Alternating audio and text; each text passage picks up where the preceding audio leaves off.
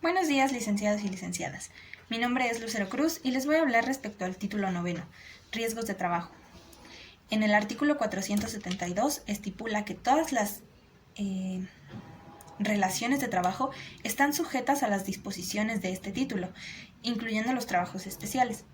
El artículo 473 nos dice que riesgos de trabajo son aquellos accidentes y enfermedades a los que están expuestos los trabajos al momento del ejercicio o con motivo de su trabajo.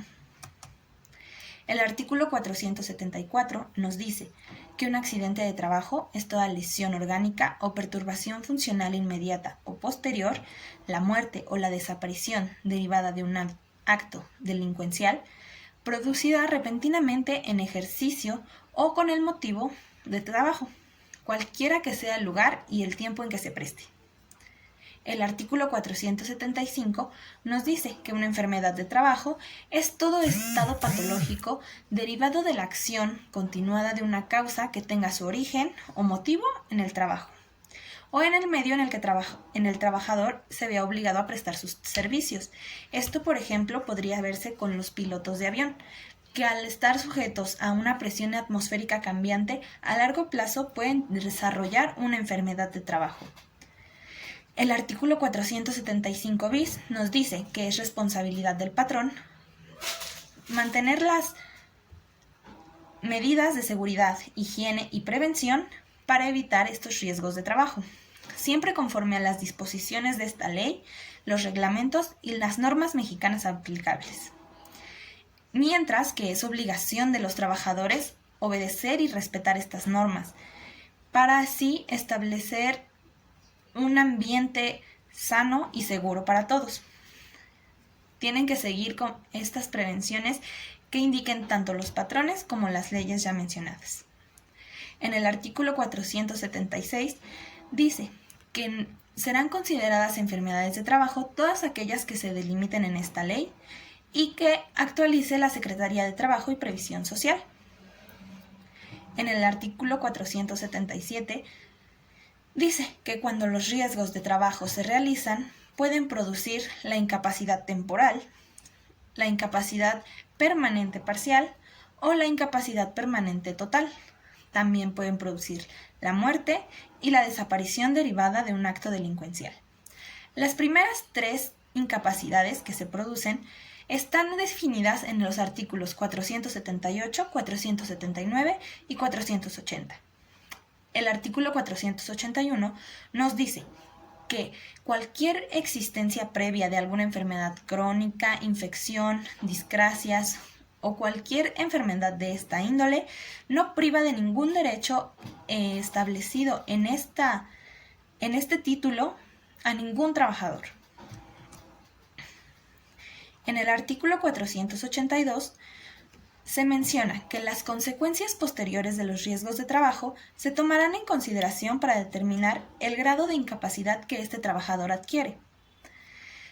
Mientras que del artículo 483 al artículo 486 se habla de cuáles son las medidas para establecer la indemnización que deben obtener estos trabajadores después de un riesgo de trabajo. El artículo 487 nos dice los derechos que tienen los trabajadores que sufren un riesgo de trabajo. Estos son asistencia médica y quirúrgica, rehabilitación, hospitalización, medicamentos, material, aparatos de prótesis u ortopédicos que se necesiten después de, así como la indemnización antes mencionada. Esta indemnización debe de calcularse con referencia del último salario diario del trabajador. En el artículo 488 nos dicen cuáles son las situaciones en las que el patrón queda exceptuado de las obligaciones que determina el artículo anterior, cuáles son esos casos y las modalidades.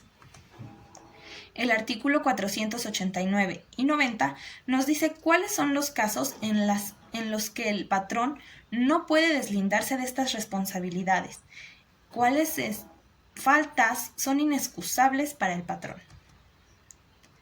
A partir del artículo 491 se habla que si el riesgo produce al trabajador una incapacidad temporal, la incapacidad consistirá en un pago íntegro del salario por el tiempo que no pueda laborar.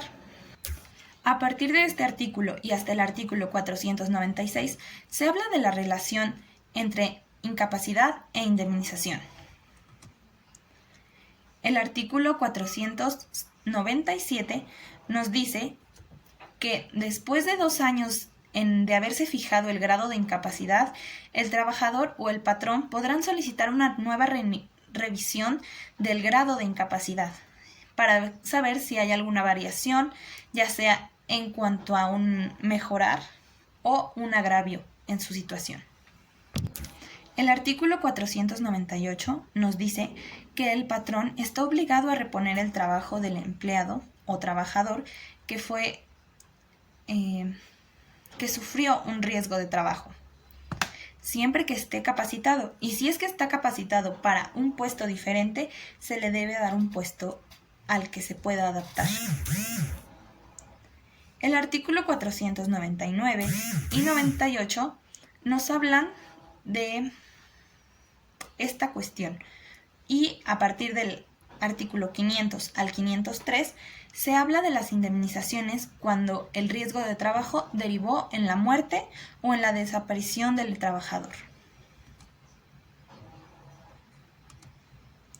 En el artículo 504 nos explican cuáles son las obligaciones especiales del patrón. Estas incluyen que si tiene a su cargo más de 100 empleados, debe de proporcionarles un espacio de enfermería, así como los insumos necesarios y un personal adecuado, una enfermera o enfermero, para que atienda este lugar. Si en caso de que tuviera 300 empleados o más, tendría que establecerse un hospital para su atención.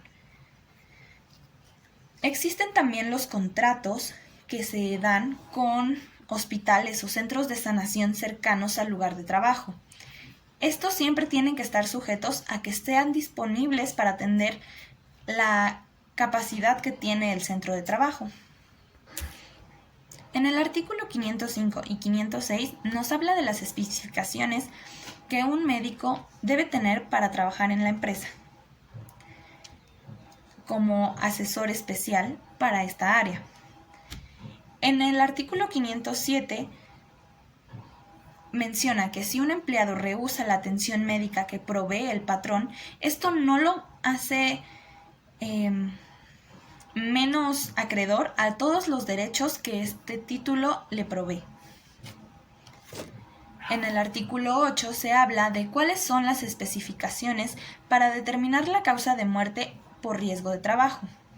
En el 9 y 10, 509 y 510 se habla de cuáles son las comisiones de seguridad que debe tener una empresa y que éstas deben ser desempeñadas gratuitamente. En el artículo 511 se habla de cuáles son las actividades y deberes de los inspectores de trabajo. En el artículo 512 hablamos de cuáles son los reglamentos instructivos que establecen las medidas preventivas para los riesgos de trabajo. En el artículo 512A al C nos habla de cuáles son las comisiones consultivas nacionales y estatales de seguridad de salud en el trabajo y cuáles deben ser sus representantes. En el artículo 12D, bis y ter se abordan los temas de las modificaciones de las medidas antes mencionadas, las restricciones de acceso a las zonas de riesgo de trabajo y qué pasa con los casos o el caso de contingencia sanitaria. En el artículo 512, inciso E, se habla de los programas de prevención. En el 512F, cuáles son el auxilio de las autoridades federales en el cumplimiento de las normas.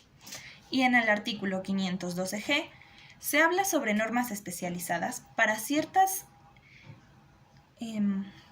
cuestiones que no están sujetas a la autoridad federal. El artículo 513 y 514 nos presenta las tablas de enfermedades de trabajo y nos dice que éstas deben actualizarse y evaluarse por parte de la Secretaría de Trabajo y Previsión Social. Se revisan cada que sea necesario, conveniente y justificado. Esto quiere decir que haya un sustento científico y de investigación de por medio. El artículo 515 nos dice que la Secretaría del Trabajo y Previsión Social tiene el deber de realizar estas investigaciones y estos estudios para que estas tablas estén actualizadas lo más posible. De mi parte sería todo y les deseo mucha suerte y mucho éxito en esta capacitación.